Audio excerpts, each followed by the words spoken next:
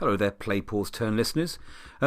This podcast was recorded before the new Nintendo Switch was announced. So there's a bit of speculation about the new Switch in the podcast. Obviously now, by the time you listen to this, Nintendo have already announced their Switch. They're calling it the OLED model, which is going to be released in October for around about £250 in the UK. It looks like there's going to be a black and white and a black and neon red and blue model with a bigger screen, built-in Ethernet port, and sort of a more tippy backstand. So have some fun listening to the podcast and how we speculate and all the nice things we'd like with it, and then compare that to what actually happened. Enjoy listening.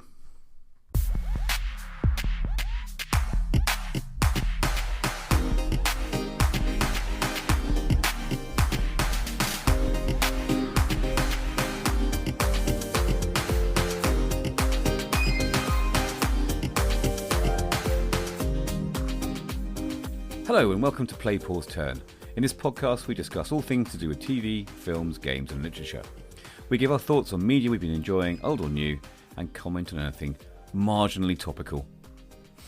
Our hosts today are me, John, and I'm joined as always with Alex. Hello, John. John. By Alex, and we have another intro question. Just a reminder while we do these questions, it's just to give you an insight into our personality. And because our topic this time round is to do with gaming. The question we have today, Alex, I'm going to ask you is if you had one game you could go back to and have your memory wiped so you could replay it and enjoy it exactly it was, fresh, what game would that be? So can I cheat? Yes. Because I'd like to choose the entire series of Uncharted. Mainly because it's like watching a movie. And so I've been playing it recently. I've been playing Uncharted 4 on the PS5, and so Amy and I have been watching through it. And but the thing is, I'd happily go back to the beginning and watch them all over again. But I feel like if I did that, I'd end up going, I've done this before, because I think that's one of the challenges with it is once you know what you need to do, there's less challenge involved. Have you played all the previous games? Yeah. You have, yeah. Yeah, I played. Last time I played was up to 3, which was on the PS3, and then I didn't get the PS4. I went to Team Green, and so I've been dying to play Uncharted, but I was like, no, I have made my choice. I have to wait, and then I got the PS5, and first thing I did was download Uncharted from the PS4 collection that they provide for you, and so then I was like, great, I will play that. I know it's not next gen, but it doesn't matter. I'm going to play it. How does it look now on the PS5?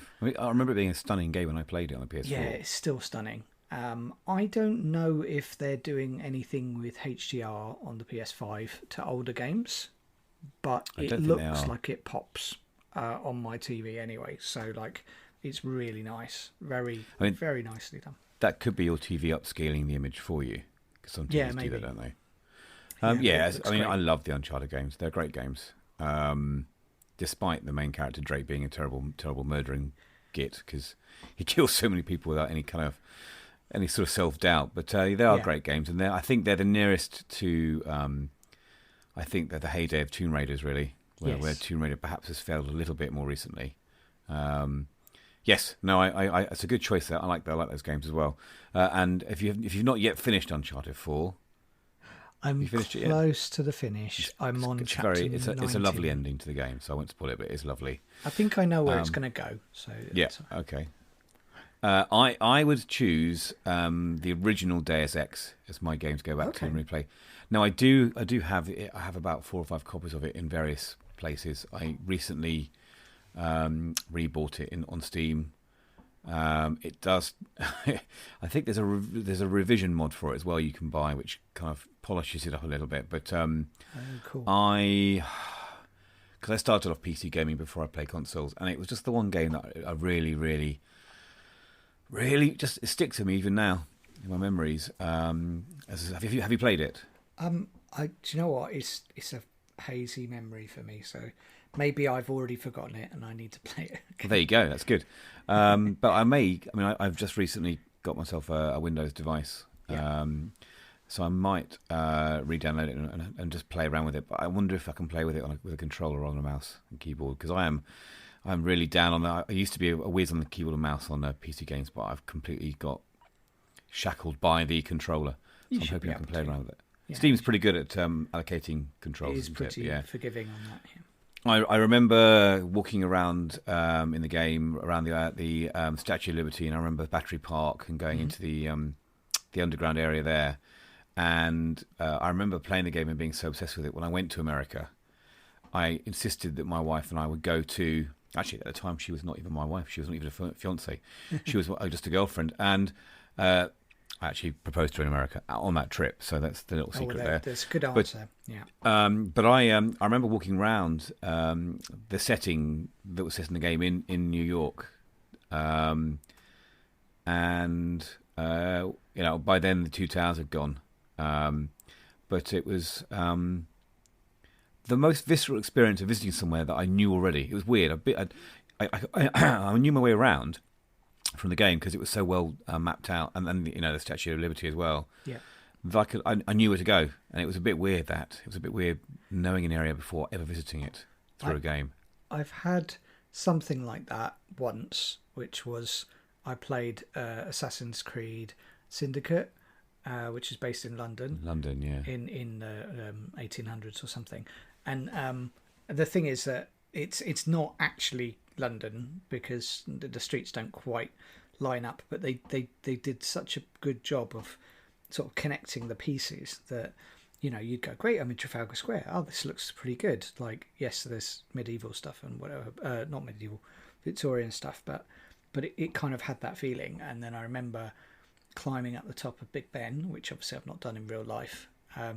But yet. Being able to, yes, well, I'm not allowed to talk about it, otherwise I get arrested. But anyway, so I remember climbing up the top, and I got proper vertigo, just looking out and then looking down again. I was just like, "Whoa, okay, that's pretty." They had nailed the balance. It looked really real enough that my brain was like, I think I'm in London now. So that's awesome. Yeah, it's one of the Assassin's Creeds I've not played actually. A Syndicate. It's good. I'd love to go back and play them, but I think I'm a little bit. I'm kind of waiting for a remaster or a better version, so I don't have to play it. I mean, it looked pretty good anyway, didn't it, Syndicate? Yeah, Syndicate was good looking.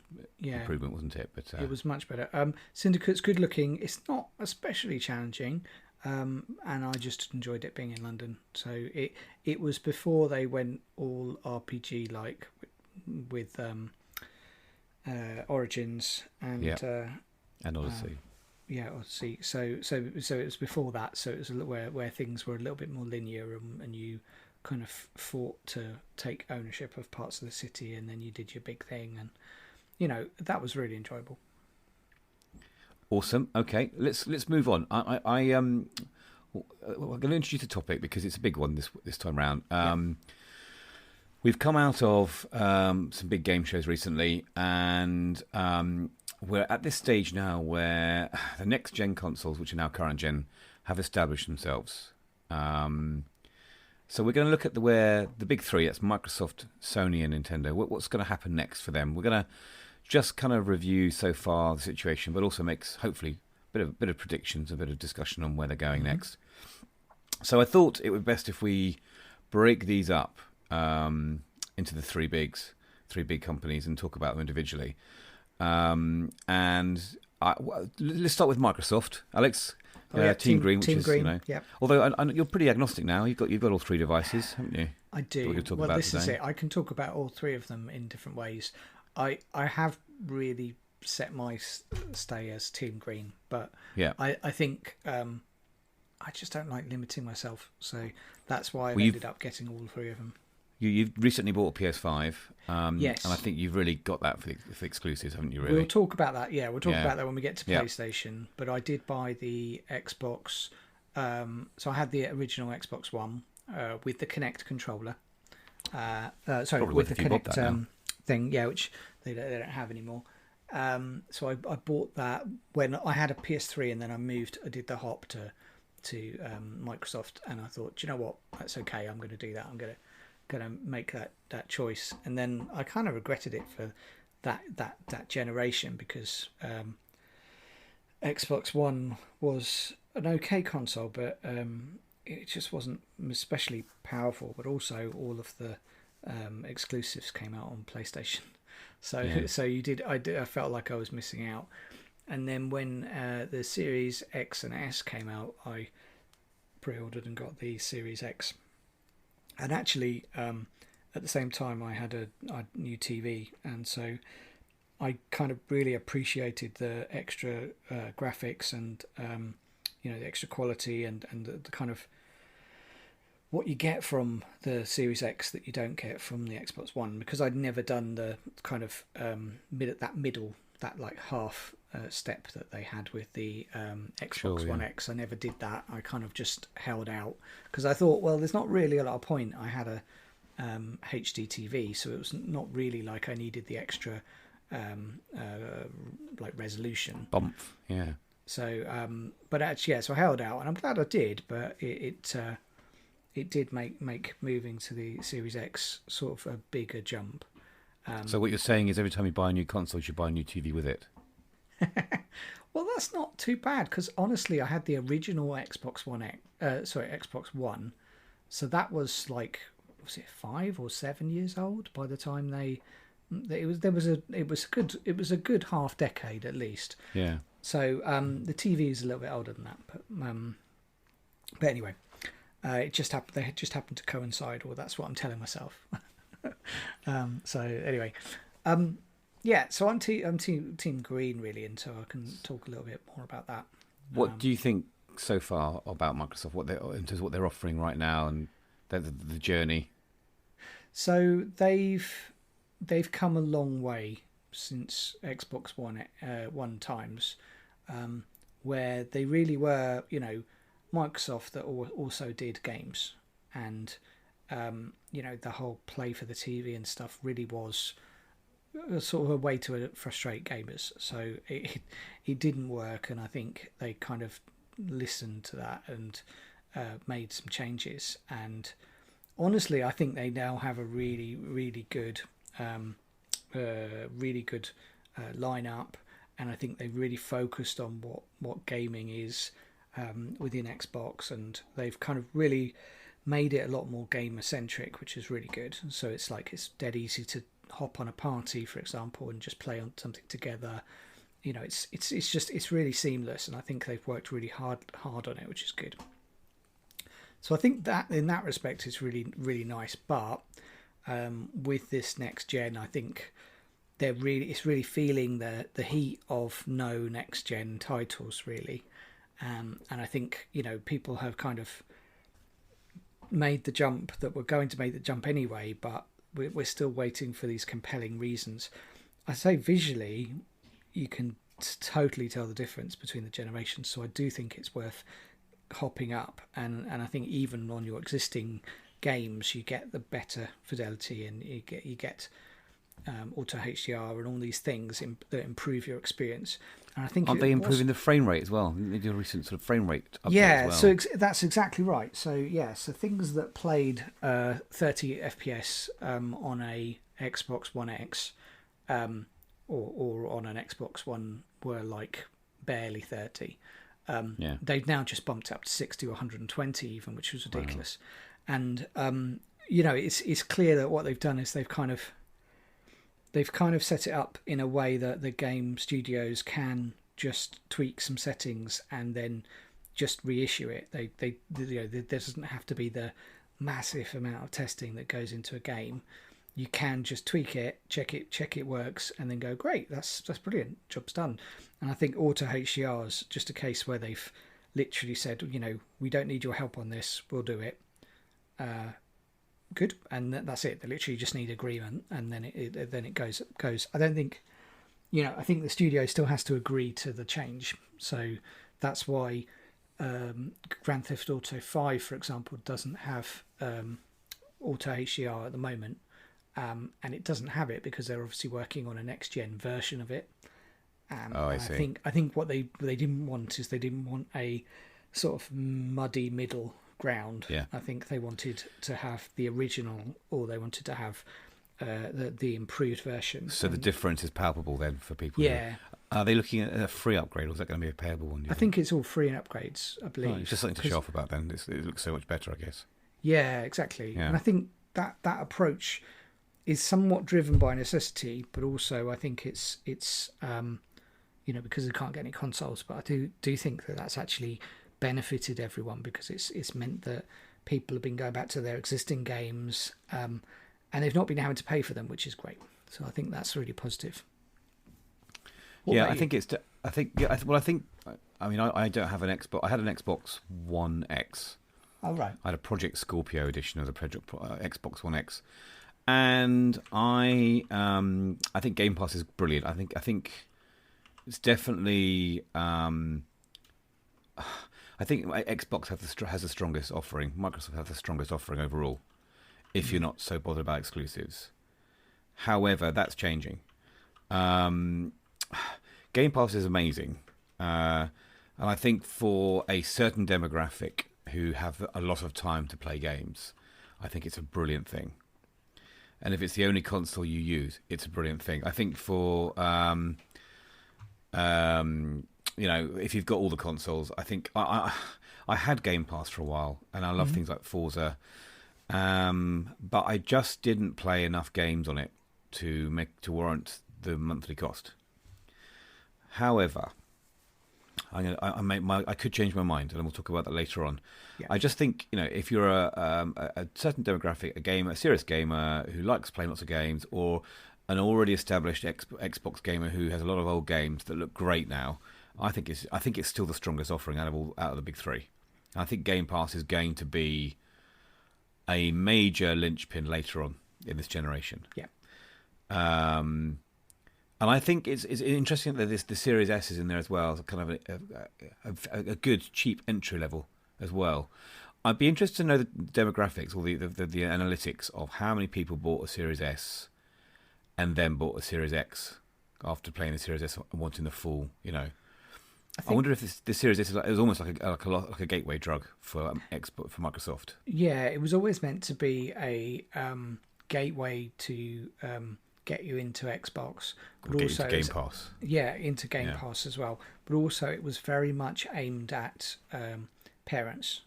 So it was very much a case of, you want a new console. I can afford, Switch levels of money, but I can't afford going as far as one of the next gen consoles, because I'm going to have to get a game as well, and I'm going to have to get this, and I'm going to have to get that. And so I think in that respect, I think it's worked pretty well. But if you've got the money and the choice, you'll probably gravitate to the Series X anyway. So I think it's like buying the sort of base model of a mobile phone. A lot of people will look at that and go, well, look, it's really nice, but actually I want the one with bells and whistles, thanks. Whereas a lot of people that actually don't want all the bells and whistles will just say, no, that's fine. So the fidelity's lower on the Series S. Yeah. But honestly, the fact that it allows you to still play next gen titles is that's the hook. Is the Series S a more capable device than the Xbox One X? There's a lot of similarity between the two, I think, because it's basically an Xbox One X with ray tracing. Right. But downscaled ray tracing rather than sort of full fat ray tracing. So honestly, it's not that much different. But the thing is, it plays the frames like really well. So you don't have like where the Xbox One X with some of the newest stuff will struggle. This won't, because they've said, okay, here's the rules for the S. Here's what you should be doing to make sure that you're getting your 60 FPS, and that means you're going to make some compromises, but actually you're still going to be able to provide it for customers. So I mean, I'm looking at the different Xbox deals, and they have the All Access where you pay a monthly fee, don't you? And then you get the console with that monthly fee. Now, as you said, for a parent, for their kids, getting an Xbox Series S with Game Pass Ultimate in the UK is just under £21 a month. Now that's only about £7 or £8 more expensive than the top tier Netflix subscription. Yeah, and you get the console and all those games on Game Pass, and then obviously the one with the Xbox Series X if it's available. I don't know. Are they? Can you buy any at the moment, or are they still quite hard to get hold of? On and off, and they still have to be in stock for you to be able to take all access. So you can't just say, oh well, I'll book it for when they have some available. They will only let you order them if they have them in stock. Right, and I'm looking now. I don't think they are at the moment. No. I mean that is the biggest problem that both of the big two, Microsoft and Sony, have had. Yeah. I mean it's not been a bad problem to always be sold out. It looks good in terms of PR that your devices are so sought after you can't get hold of one. But I wonder how much better they would have done if we hadn't been in a pandemic and they'd perhaps planned it out a bit more easily. I mean the pandemic's ruined everything for them in terms of high volume, people be able to go into shops rather than do it online. They just haven't got the volumes that they would have expected, but they just can't produce them. On the plus side, there's a lot more demand because you can't go out and do other stuff. So a lot of people have moved to gaming. So that's done them very well. Yeah. And they're not going to have a bad year by any means. No. But it's not going to give them the same numbers that they would have had they. Although I think the PS5 has sold better than the PS4 initially. Well, I'm sure it has, but then the thing is, demand has grown since that period. Yeah. So it's that whole we're the biggest selling movie ever, and you're like, yeah, but more people are going to the cinema now than they used to. It's that kind of, it's a little bit of that. How do you think Microsoft's going to make people stay with Microsoft? How's it going to keep people on its platform, do you think? I think, you can tell what their play is, which is Game Pass, and that's the sole way of them keeping people onto the Xbox. But the irony is, of course, then you won't need to be on Xbox. You can go on to anything else you like, which is quite neat.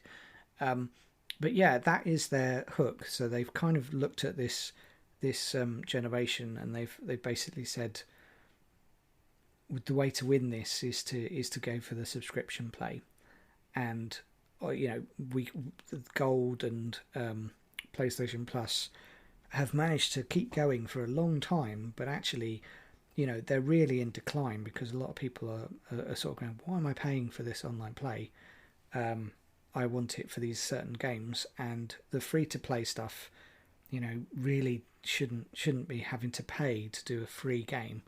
So even Microsoft sort of opened that up and said, yeah, you're right, you can play Fortnite with your friends without having a gold subscription now. And so I think they've understood that area is going, and replacing that revenue with Game Pass hooks people on to not just the console, but it gives you that whole ecosystem, and it's like the Apple effect, really. You end up coming in for one thing, and then you say, oh, I'll come in for the games, and then you go, oh, well, you know what, I don't have my Xbox One X is dying. Well, maybe I'll get an S, or maybe I'll get an X. Yeah.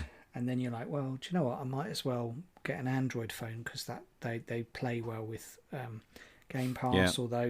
Although even on iOS you can now play. Although I'm not sure quite what it's like. I've not played it on an iOS device. But yeah, that's their principle, and they've always said, they never make any money on the device. They always make money on the games, and Game Pass is just a way of doing that. So I think that's worked well. I mean, it makes sense now. I mean, we've been watching this for a couple of years now, why Microsoft have been buying all these studios. Obviously, Bethesda's the big one. And, no one's surprised that the new Bethesda games are going to be exclusive to Xbox. I mean, why wouldn't they? I mean, it's Starfield. Is it Starfield, one of them? Yeah, so Starfield and is Redfall, I think the other one. Yeah. And I think, there might be some people who are tempted by those games, and Microsoft will get the same effect as Sony have been getting for years, where people want that console because of those games. That's exactly right, and that's how Sony did so well, is because they they were actually really strict about, like, we're going to have these exclusive studios and you're going to do only this. They've only marginally flexed it to allow some PC platforms, but really they've been really harsh and like, no, that's all you're doing. And of course Xbox hasn't had anything like that, so it has been behind. So I do think it's a big, they've tried making their own games, and then I think they've realised that, actually acquisition is what they need to do, and Microsoft has got the money for it. So I think it's the right approach. Although I think I think Sony will react to this, and we'll talk about that in a second. But I know this week Sony, well, at time of recording, Sony have bought the studio that made Returnal, which is Housemarque, isn't it? Housemarque Games. Right, yeah. And I wouldn't be surprised if Sony are making the same sort of play here. Yes. And I wouldn't be surprised if they do come up with something approaching Game Pass. But we'll talk about that later on. Yeah. I think we're right. I think the Microsoft's where it's going to go next. They're really going to be pushing on their services, and Game Pass, and perhaps, where we're thinking about what the next Xbox console is there going to be an Xbox console, or are they going to go down completely the route of removing the console from the equation and just having cloud services? Because as you said, they make a loss on each console. That was revealed in the recent Epic versus Apple court case. That's right, yeah. Because they looked at the Google Play Store and they looked at the Microsoft stores as well, didn't they? And the whole arena of gaming. So, do you think there will be another Xbox console made, or do you think this is it for them? So it's always mooted, this, isn't it? People are always speculating this, but I think there will be improvements, but I think it's going to become more and more iterative, because the thing is that you've got to remember that the higher the fidelity, the more work it takes to both program and do the artwork for. For your games, and if quality and production values rise, and they're not limited by the tech, that's great. But there is a limit to how much money you can spend on a game, and how long it takes to build a game. So you can't have something that takes 6 years to make if actually you're going to start now. You've almost missed your go. It's kind of. So that's the challenge, is you end up needing to find a formula and make it work. And then, Forza looks so good. For example, Forza Horizon, the new one coming out. You mean there's a new one coming out, which I'm sure will look even better with ray tracing. But because they've got so good at handling that even before ray tracing was out, yes, it was going to look stunning. But like, am I going to upgrade to get even more? To get individual drops of rain, it's just there is going to be a limit to that. And I think, for Xbox, they can't move it that further ahead, although there's a couple of opportunities.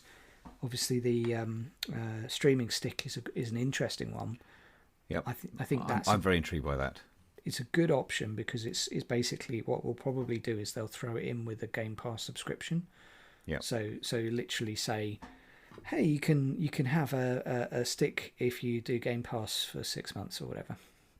I mean, I think when it comes to talking about games getting better and better, Alex, I think, do games have a Moore's law here? This law of diminishing returns on processing speed. But I think there's been a few examples recently, like with machine learning, how some AIs now are they're generating Grand Theft Auto.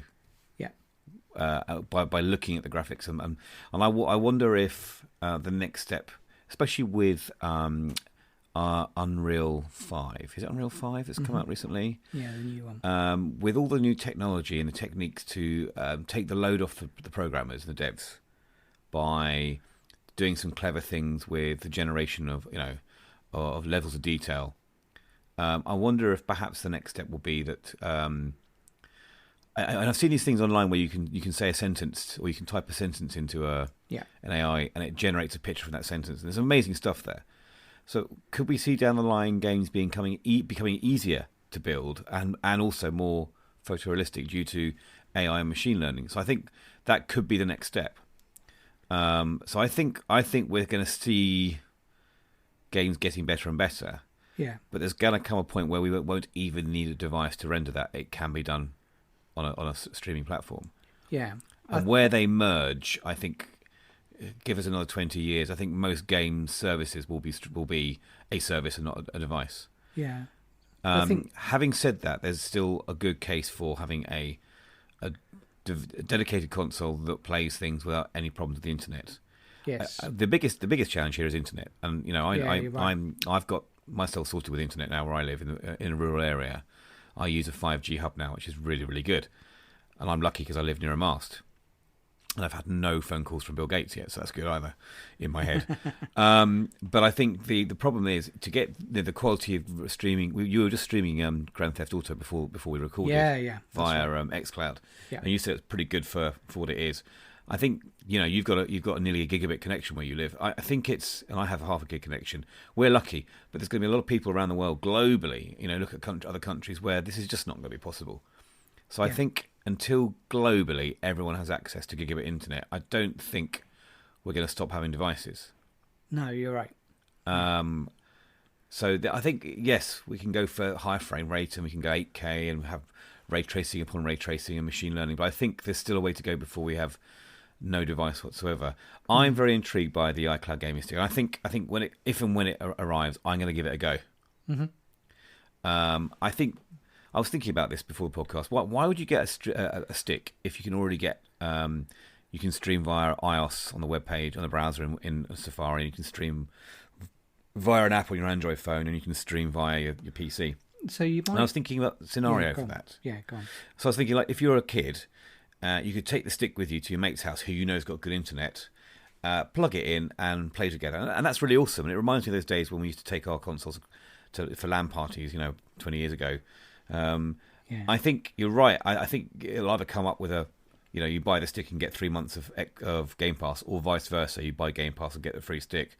Yeah. I find it very intriguing, and I will be looking into that later on, I think, and see how that works. There's certainly use cases where, like, for example, you've got a console, it lives in the living room, you've got a TV upstairs, or a computer. Computer is fine, but like you've got a TV, it's a bit bigger. You want to put the game on that, but you can't afford to get two consoles. Yeah. So I can see that working very well. And I think you're right. Are Microsoft partnering with some of the TV companies as well to make sure they have the apps, or they have a facility to stream as well? So that's what they're going to look at. The only challenge with that is probably only high-end TVs are going to be able to support it, because it's going to need fast latency, and most TVs don't have good processors, because they only need it as much as processing frames of a picture, don't they? Really. Yeah, and all that work is done the other end. So even if it takes half a second to process a left or right, it's not going to wind you up that much. Well, what you don't have with TV footage is you're sitting there passively watching. You don't have to worry about your controller lagging behind what you're seeing on the screen. Yeah, agreed. When you're watching your Netflix, so that's probably that's what you mean, isn't it? It's that kind of that. Yeah, and obviously we've had OnLive, we've had Google Stadia. There's still a way to go. Do you think that Xbox will be making any other sort of tech or peripherals at this stage? Will they go down the route of VR, do you think? Yeah, so I think that's the only other opportunity for Xbox. And the thing is, we forget that they already have HoloLens. So they do that, although they're looking at the AR space. I think they should go into VR. And I think they should probably end up having a partnership with Oculus. Yeah. Where Oculus provides the hardware, and they can provide the platform for it. It depends if Zuckerberg wants to play nice with Satya. Well, there is that, but I can see. The thing is, I can see it might just be them waiting it out, because I can see Facebook looking at the Oculus purchase and saying, "Look, we're doing some really good stuff on it, but no one's using it." Whereas PlayStation VR, for example, has the user numbers because it's obviously behind a big platform, So I reckon that, if you get game devs that start focusing on PlayStation VR rather than focusing on Oculus, I think then you kind of then I think they'll very quickly go, right, we've got to go and talk to Xbox, but we'll have to see. So that's one area that they could definitely get in. They haven't really shown any interest so far, have they? In the full Microsoft, VR. No, and I think it's valid because I think they recognise the bits they're good at, and VR isn't an area that they want to sink the money and R&D behind. Interesting. I wouldn't be surprised. Sorry, I wouldn't be surprised if Microsoft are waiting to see what Apple does as well. Yeah, there is that. I think they could easily do Apple could easily do a monthly service, for example, with a VR headset, and then they'll probably bundle it into the Apple Arcade and just keep building up their services. That's in it. the same way that Microsoft wants to do it with theirs. Let's move on to Sony. So we've had we've included the PS5 in our conversations, but you've recently bought one. Yes, that's right. Which is pretty amazing in itself, getting hold of one, to be honest. So well done to you. And I think we're starting to see more stock coming now, which is a good sign for gamers, and a bad sign for scalpers, which is good as well. Yes. What do you think so far? So it's weird being a late entrant to the PS5 because I've kind of skipped a bit of the hype, and because I had the Xbox One Series X anyway, games that I would have perhaps had on the PS5 I've got on the Xbox, so I don't have the connection to it that perhaps you do with your back catalogue and things like that. You can tell it's a very powerful machine, and you can also, it's very clear that Sony have kept that focus on like, this is a game console, this is all it does, this is what I'm good at, and they've enhanced it. The DualShock, for example, is really impressive. I played Astro's Playroom. It's called the DualSense. Oh, DualSense, yeah, sorry. And so it's really impressive when you play Astro's Playroom and then it starts raining and stuff like that. It's brilliant. It's really good. So I really enjoyed it. I'm now skipped back and working through Uncharted. But yeah, and Ratchet and Clank, for example. I've played a little bit. You played a lot more than I have. Yeah, I've got to that point now where they remind you, do you want to go any further? If you do, your journey is soon to come to an end. And I see. I'm going back in and trying to platinum all the bits, all the collectibles, right. Missing bits. And I love getting to that stage of a game where I know I can finish it, but I can go back without too much pressure and go to all the worlds and find all the bits and bobs, and loving all the little extra collectibles and mods that you can do whilst you go along. And my kids love playing it as well. And this is what I like about it. It's one of the games I can play in front of them, or they can play, because it's not violent or offensive. No. Well, it's pretty violent, but it's violent to robots and long axes. That's okay. But and whatever Maud is, those little hamster things. So I'm with you. I mean, it is a nice device. When you first installed it, you put it into a shelf unit in your house. Yes. And complained about it being really noisy, and both myself and Bobby pointed out you weren't holding it right. As Steve Jobs would say, you putting it into an enclosed area isn't the ideal place for it. No. Have you noticed it's quieter when you've taken it out, or have you left it in that shelf? What I've noticed is that for basically the first 2 minutes, the fans are on quite loud, probably because it's just going, it's quite hot in here, and then once sort of I've got to the game and it starts playing the game, normally the fan just calms down and I don't really hear it, which is good. It's the thing is, what's different about that from the Series X is that Series X is completely inaudible. Like, there's nothing at all. So I don't know why, but it's just that difference. And yeah, it's good to compare, though. I putting it in a cabinet is not ideal. I mean, there's plenty of space around it, but you're right, it doesn't have the airflow that it would have. But it's so damn big. It's just So I mean, the both devices are very capable devices, and yes. it's hard to say one's more powerful than the other because they have different attributes. Now, the big advantage that the PlayStation 5 has is its SSD. And it's not that the Xbox doesn't have one. It's how the architecture has been designed by good old Mark Cerny.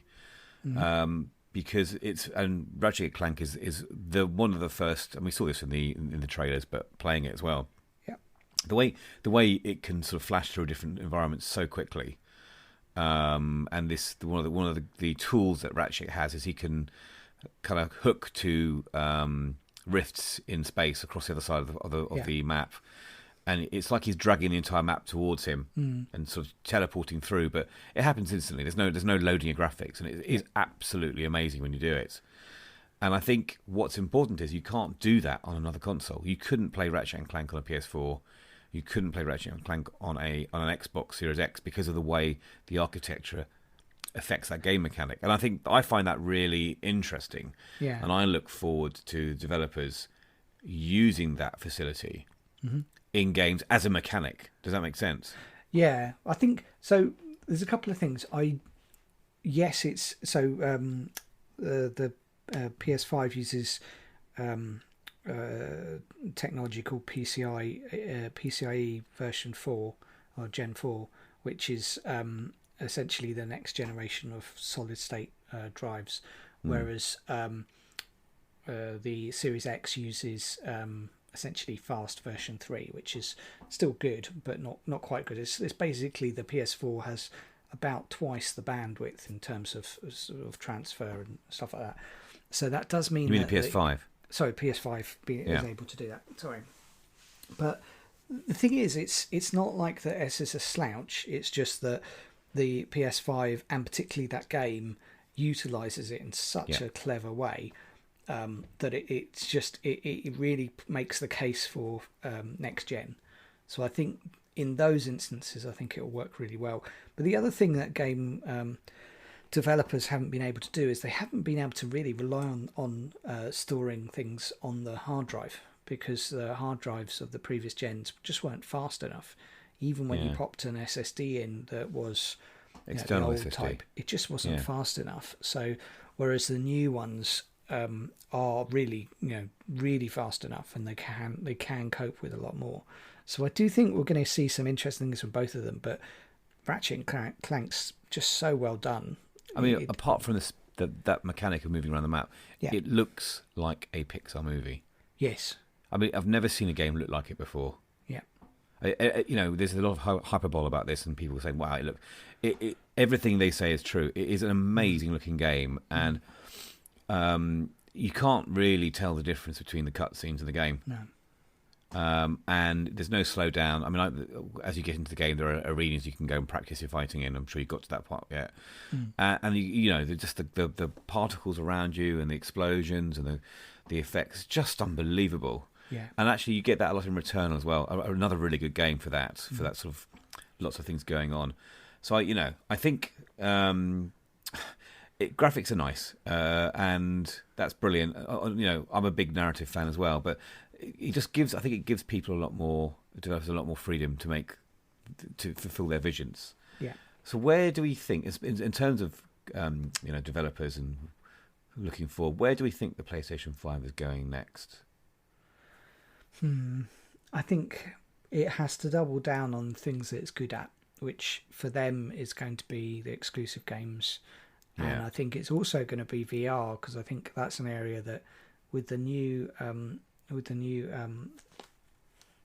VR equipment, I think it will revitalise that for next gen as well. So I think that will be really positive. Yeah, I mean, we're jumping ahead here slightly about the PSVR. I mean, my PSVR is very worn out, and one of the rubber bands that keeps it to your head's broken, and but I'm probably will replace it because I do use it quite a lot. My daughter's she had her 12th birthday. One of her 12th birthday wishes was to be able to use the VR, because obviously before you're 12, it's not great for your eyes. Right. So we'll probably, if it comes out with better optics, and there's controllers that look pretty much like the Vive controllers, that's going to be a better experience. And not having to have the camera on top of the TV will be great as well. You won't need a camera for it, which is really clever. So yes, I think you're right. I think they need to go, as you say, with their strengths, and PSVR has been a big strength for them. I think they've got to keep going with their landmark polished games like Horizon and God of War. I'd like to see more new IP in that respect, because there's been a lot of remasters and a lot of remakes. Yes. Some very good, like the Final Fantasy VII one. Sony's strength is they have the fans who like the first party games. And so that's going to be quite a challenge. And I think because they're like Xbox buying these developers up, I think we're going to see more of them. Yeah. I think I'd like to see more with the haptics. I think they're really good, and I think they should, And I do think, I don't know how you feel about this, but I do think they need to do some sort of Game Pass. Yeah. So I was thinking about this, just to replace all their old games. Like we had this big hoo-ha about the PS3, PSP, and Vita games being delisted off the store. And I spent a couple of days downloading all my purchased games to my old PS4, which is now the Loft, and it's basically a retro machine now. If I ever want to play a game, I can transfer them off that. Great. But if they could somehow do a Game Pass that was like a retro Game Pass with all their old games, so you could still play them without having to buy them or play them on an old device, I think that'd be a really a good strength for them. Yeah, like when something goes platinum, it goes to that service. Yes. Yeah. I think that's a good shout. I think the challenge is they've kind of really been half-hearted on it, because they didn't want to cannibalize their they don't want to cannibalize their game sales, or they don't want to cannibalize their PS5 sales either. And but if they're delisting the PS3 games, the Vita games, then they don't need to worry about that. No loss. Yeah, exactly. Yeah. No. So yeah, I do think they need to do something. I think they're probably sitting between the two. They're probably sort of scratching their head as to why they can't do more HD remasters like Nintendo do, while on the other side Xbox seems to be giving it away for free. And so I think they're kind of in the middle, trying to they probably prefer to be more Nintendo than Xbox culturally, and I think that's the challenge that they have. But yeah, they absolutely need to work on a game service with a monthly fee. And do you think Sony will make a new console? Do you think there'll be a PS6 and PS7? It seems to be their way still, doesn't it? It's certainly their plan, yeah. And I think that would be what they would do. And they're also quite good at selling like new versions of things. So they could market it. It's not going to be hard to do that. No, I mean, I'm pretty certain that at some point next year there'll be a PS5 with a terabyte drive in it at some point. Yeah, and they'll do a smaller version of the PS5 at some point. PS5 Slim. Yeah, exactly. But the Slim will be the 5 as the S. Yeah, that's right. And yeah, so that, like, marketing wise, I think they could sell lots of versions of their console, and people would just buy them, and that's a nice position to be in. So I think that's really strong for them.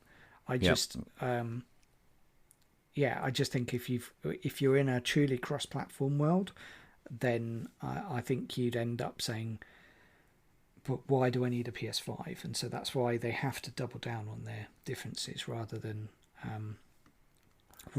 just trying to be another Xbox. Okay, so you mentioned Nintendo and how Sony would like to be like Nintendo. I think Nintendo are in an interesting place. Yes.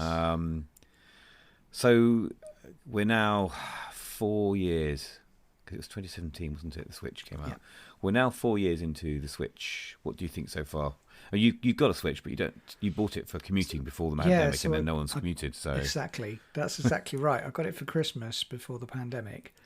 And then I took it with me on the train a few times, and then the pandemic happened, and then I didn't need to use it for commuting anymore. I have mixed feelings about the Nintendo. I really like the form factor. I love the games. I think that the challenge for me is because I already have an Xbox, and so I think for me, some of the games like Witcher 3, for example, I start making decisions as to, or Skyrim, I start making decisions as to whether I want to play it on the Xbox or whether I want to play it on the Nintendo. Yeah. Whereas I think most people don't have that issue because they'll probably just have one. And for them, it will just be, and I can get Skyrim as well. Oh, I can get Witcher. This is good, right? Okay, this is ticking a lot of boxes, and I've got Mario Kart, and I've got the IP that I enjoy, and I've got Legend of Zelda and Zelda and that kind of stuff. So, so I think a lot of people it's still very compelling, and I think that was very obvious when the pandemic hit, and you couldn't find one for love nor money. They were impossible to get hold of. No, and I mean, I went down the route of getting one for the family, and then used it for myself quite a lot. I've used that excuse before. Yeah, but however, I would say now the Switch, I use it for those times when I can't get on the TV because the kids are using it for some reason. Yeah. So I always have a fallback to game. But also, we've used it a lot as a couch co-op device, and I think because that was marketed a lot by Nintendo when they first released the first tease, and I think that's one of its big strengths because you get two controllers straight away with it, whereas all the other devices don't, do they? You have to buy an extra one. You only get one. I've gone and bought two more anyway. So, but it's just a really good device for couch co-op, and Nintendo do some really good local multiplayer games. Yeah. Really good, Mario Party and games like that. So I think that is their strength. That and the fact that it has games that you can't get anywhere else. I mean, yes, you can play Witcher on it, and you can play, the Assassin's Creed games on it, but you cannot play the first party Mario Zelda games on any other device. No, that's right. And until you can do that, Nintendo are just going to carry on printing money. Mm-hmm. So and I think at launch it had Breath of the Wild, and soon after that Super Mario Odyssey, didn't it? Those are the first two big games that came out. I think because I got a red one with the Mario edition Switch. Does Nintendo need to worry about retention, about keeping people on its platform? Do you think? I don't think so, and I think part of the reason they don't is because they've tried doing things like mobile versions of things, and they've generally flopped. And I think people don't want that; they just want more of the same. And I think for a lot of them, they'll be happiest with Nintendo doing what they always do, which is, pumping out things that people want to play, and not worrying about the whole, not worrying about the whole sort of graphics or Sure. Resolution or anything like that. So I think honestly, if they just keep doing that, people will keep buying the games. And I think they are a little bit concerned, and we'll talk about that in a second. Yeah, there's a certain amount of thought about better graphics, but we'll come to that. I see. You said quite nicely about people want more of the same. Now, again, Nintendo are very good at reselling old games. Yeah. They do it in a very clever way. So the Super Mario Game & Watch device, which I bought, is another way of packaging an old game because it's a different form factor and it's pretty cool. Ticking the nostalgia box. So, and they're doing the same with the original Zelda games on that as well. Mm-hmm. And yes, I've already pre-ordered that as well. I've got a bit of a problem with handheld devices at the moment. I seem to collect them. But I would like a new Mario Kart game. But I don't think they need to make a new Mario Kart game. It's still topping the charts. It's still making them lots of money. And I think perhaps they probably are planning one. But they can bide their time, whilst they can still keep making HD remakes of games like Link to the Past that came out? There was one that was kind of like a cutesy sort of, like a bubbly, plasticky version of it. Yeah. And then obviously Skyward Sword, some of the trailers have come out for that, and I've never played that, so that could be, again, they could cash in on the nostalgia, they could cash in on the people who've never played these games before. I like the idea of some of the new stuff they bring out as well, though. And you got something fairly new that was kind of a riff on Mario Kart, didn't you? Yeah, so I got Mario Kart Live, which is the one where you get the little remote controlled go-kart, and you have to essentially mark out your track on the floor in your living room and around your house, and then basically you drive around it, and it's fascinating to play because you get a completely new perspective on your house. It is literally like being a mouse. And it's like Honey, I Shrunk the Kids, isn't it? Yeah. So in that respect, I think that's what the hook was, is that They literally went, look, we can create a little remote controlled toy with a webcam on it that works wirelessly. And everyone went, nah, I'm sure that won't work. And then they went, go on, have a look. And they were like, whoa, okay. And then on top of that, there's some nice AR and on some, on the things that little signs and stuff like that. And it's good, but it actually gave me motion sickness because I was watching it on a big TV in the living room whilst having cues that reminded me that I was somewhere else in the room, because obviously it's giving you a feed of like, a little thing scurrying around near your skirting boards and stuff like that. So so it did give me a bit of motion sickness. So it was a great present, and I'll be playing it occasionally, but I don't think it'll become a regular occurrence, because it strikes me as something that's designed for big, hard-floored American households, like a big American houses. I think we have too much furniture in our rooms to kind of really fit for that. And it will just work on carpets, but it's not really meant for it. And the main challenge that I found was that it's actually really hard to do well in it, because obviously they put the other players are all virtual, and they don't have the constraints that you do, so they're not going to knock into like the side of your sofa and get stuck, or they're not going to have a problem going around the corner because they can just whiz around it. Friction on your carpets, do they? Yeah, exactly. Even without the carpet, even if you had hard floors, I think you'd need to have a living room area that was massive, so that you could literally say, okay, I can put that all out and there's nothing in the way. Maybe I go under a chair or two, but that's it. There's not, you're not going to hit anything. If you've got one of those homes, then who are you? Because I've not seen anyone's house that looks like that. But also, that would be brilliant for you. So it was interesting. I did make me want to just go and play Mario Kart though. Yeah, so it still works nicely. Yeah, it's doable. So there's been news that Nintendo pretty much are planning a Switch Pro. In fact, it sounds like that they've delayed any sort of tease or PR or release about it. And I would imagine that's because of the pandemic. Yeah. I'll say it again, I think they're making too much money from their cash cow right now. And it will be a Christmas, or if you're abroad, a holiday sort of release, whether it's this year or next year. What are your thoughts on Switch Pro? Yeah, so it's funny because obviously with everyone else doing next gen and going up in terms of quality, very much I was thinking, I would quite like Mario Odyssey in 4K. That would be nice. So I did get quite interested in it. But then the problem with it is you don't need that when you go portable, and they have that issue to deal with as well. And I think, yes, it'll be a way of them giving a slightly improved quality, but for me, it's not going to change the playability of the games. There's not, unless there's a completely new, method of interacting, which they're not going to do, then I don't see why I would buy it over my current Switch. I don't know why I would do it.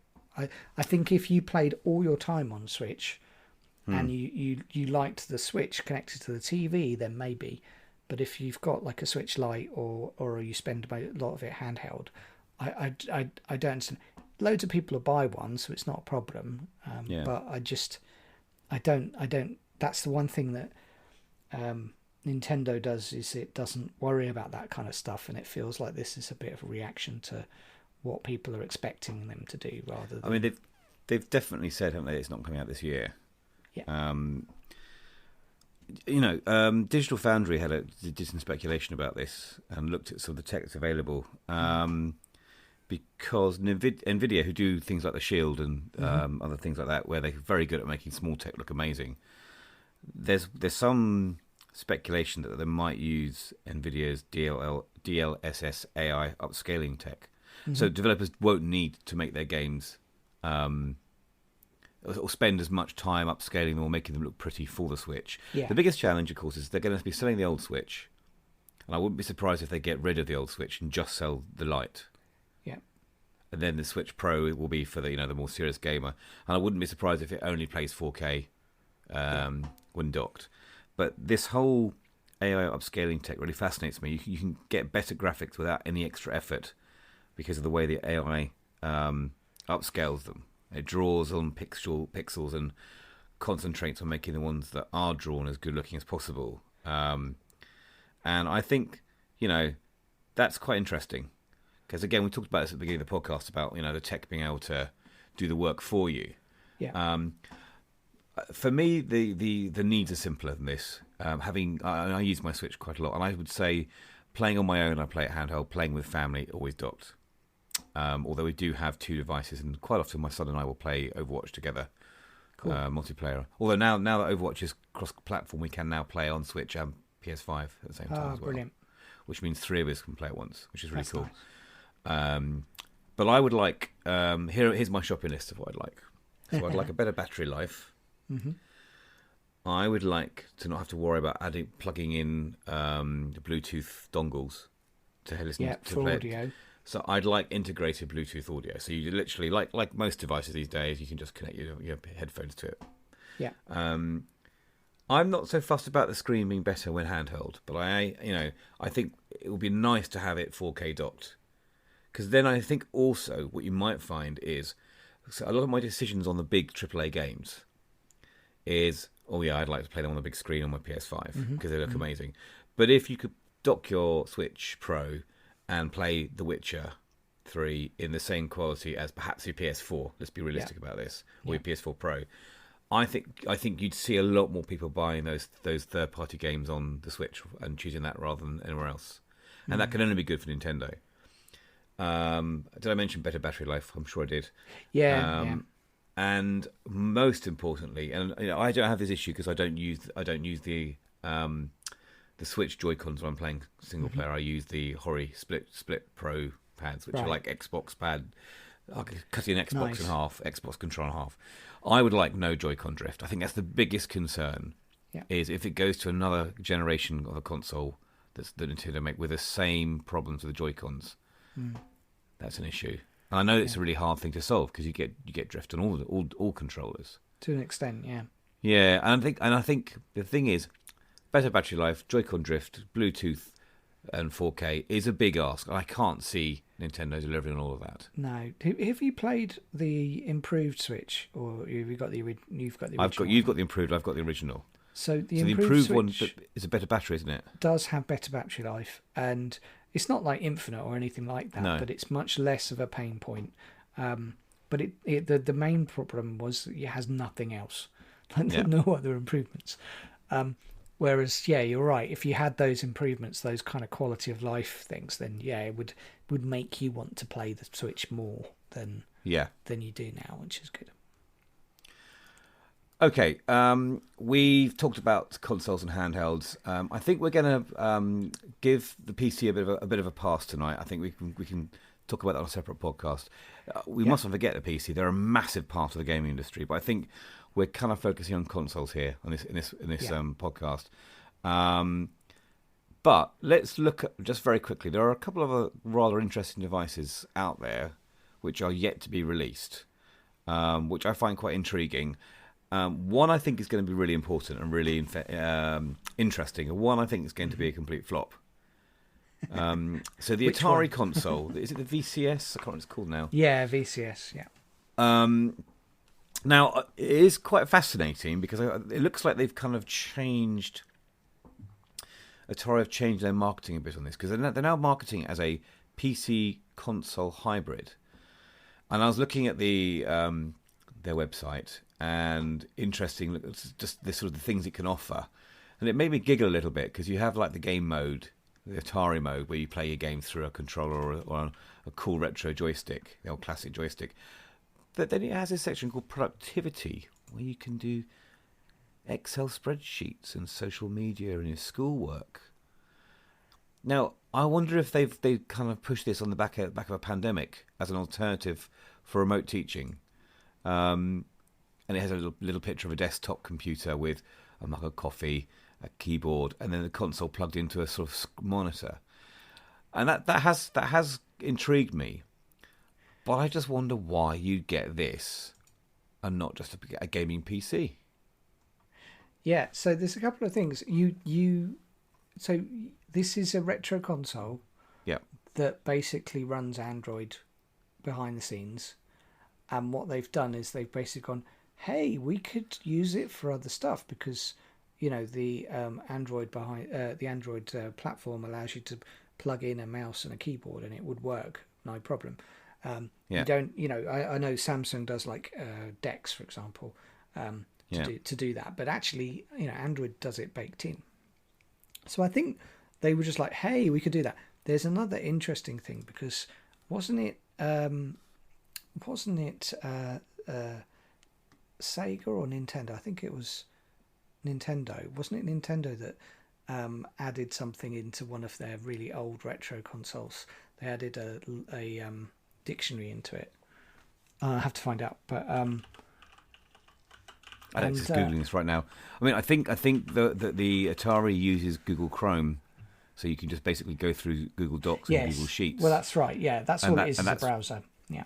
So you essentially it's a Chromebook and it's not a PC. It's a Chromebook and Atari really. But it's an intriguing idea because it's quite a small form factor. It looks like a slimmed down version of the old console with the teak paneling at the front. But it looks almost like an old external sound card device to me from sort of 10 years ago. It seems a very niche product, and whilst Alex looks up this old Nintendo device, I do want to talk about the other one as well, and that is the Playdate. Now, the Playdate has really, I think it had a bit of a quiet start, and then Edge magazine covered it. Like they got a bit of a scoop, and that's kind of where it went from being almost a Kickstarter type thing to a massive desirable hipster object. I hate to use the word hipster because I don't think it is hipster. I think it's just a really original, clever idea. And the Playdate is this tiny little console, handheld console, with a retro style feel to it, with a hand crank on one side, so you can have games using a crank, which I love the idea of, and a black and white, but high quality, high resolution, black and white sort of LCD screen, so you can use it in direct sunlight. Yes. And the most recent marketing that came out with it was also promoting this sort of magnetically clippable speaker, like a cube that you clip the device onto the front of it, with its own pen pot and a Playdate pen that comes with it as well. It's very kitsch. I think you can buy mugs. I think it's brilliant. And it reminds me, a few years back, you could get these tiny little printers that use the heat printing, like you get with receipts. And it allowed you to print from your phone to print off tweets and things or notes, and it was stupidly expensive. But a friend of mine bought one because he's a bit of a hipster, and it was a kind of a device you leave on your windowsill, and you could just print off shopping lists or things from your phone. It was very interesting. This reminds me of that, but a little bit quirkier. And the Playdate comes with sort of a guaranteed, I think it's 24, 25 games over the year that it releases as part of its cost, so you get the games for free. They want to do it quite differently. So do you know the backstory of it? It was a games company, wasn't it? The people that made Fireteam. No. Well, kind of. So there is a game called Firewatch. That's it, not Fireteam. Firewatch. Thing is, basically, Panic Studios made it? Panic, yeah. And basically, Panic made Transmit for the Mac, which is a FTP program. Sure. And then they just started moving into games because that kind of interests them. And then they did Untitled Goose Game. So if right. you played that, haven't you? Yeah. So they did that, and then they went, hey, we could kind of do more gaming, and then they just went, hang on, we wanted to make something, so that's how they did it. But I think this is very them. It's very much we want to do things differently, and that's great. It's also a dev kit though. Every device you buy is also a dev kit. So if you want to program for it, you can download like the Playdate dev program on a PC, connect it to the Playdate, and you can make your own games for it. And I know Lewis Pope, the guy who made Papers, Please, who was in the advertising for this, and it was hilarious because here's the beginning of my game. I don't really know what's going to happen to it yet. I'm just having a fiddle. And it's lovely to hear a developer say, well, here's what I've done so far. I'm not entirely sure where it's going, but you can do that with a play date. You could do if it's that simple, yeah. That's the thing. It's brilliant. And I think pre-orders come out this week. So the week that I'm recording will be July. Yes. I hate to give a timestamp here, folks, in case you hear this at the wrong time. Sorry, Alex. But it's coming out the pre-orders are coming out in the beginning of July. So I will be getting one. Because I went down. I think the way they're planning it is there's not going to be running out of stock like the PS5. They're just going to stagger stock and make it on demand. That's right. And so they're looking at whoever joined the newsletter first and asked for a pre-order request email. They're going to work through their list. And I think that's a very clever way of doing it. And I've been following the development. They've how they made them and got all the parts. And I just find it fascinating. And I can add it to my big pile of various handheld devices that I have in my house. That's the bit that worries me a bit. Is I'm going to need to have an amnesty where I get rid of some of the stuff that I just don't use. Yeah, I got rid of my 3D printer, so I feel like if it works, purged. if it works, keep it. So there we go. So we've talked about the big three. There's lots going on. It's a very exciting time. I mean, I think we are again in the golden age of gaming. I definitely think we are.